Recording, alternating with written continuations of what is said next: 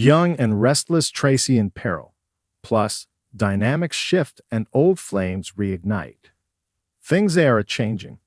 Obviously, there's been a massive shift in Sharon and Phyllis' relationship moving forward, and having them locked up together was an interesting way to get past the animosity over Heather's death, where they would have been otherwise stuck for all eternity.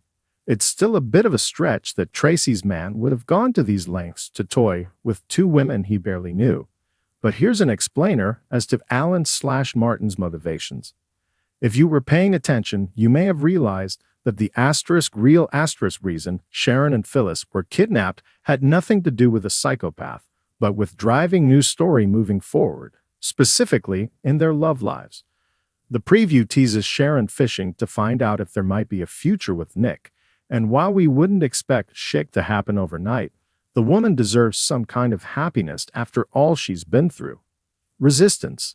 The scenes surrounding the Chatham reunion have been painful to watch.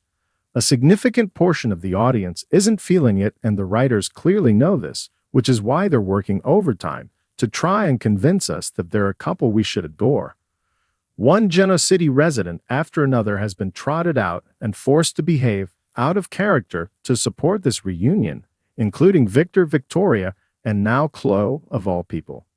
If the pairing was working, none of this would be necessary, and quite frankly, it might be more interesting if there was some pushback. Viewers see through these attempts at manipulation, and rather than have the desired effect, it instead creates more resistance.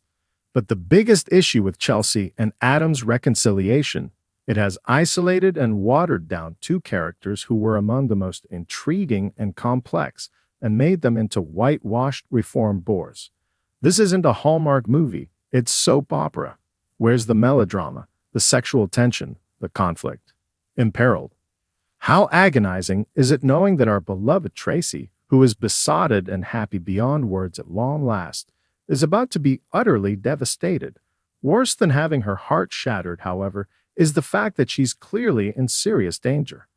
As Phyllis pointed out, Alan/Martin isn't your garden variety psycho. He's a true sicko. He's incredibly diabolical and clever to boot, so there's no telling how long he'll be able to keep up his ruse or how deeply entrenched he'll become in the Abbott world before he's finally exposed. We know he's pushing Tracy to wed quickly, which has to be part of some bigger plot.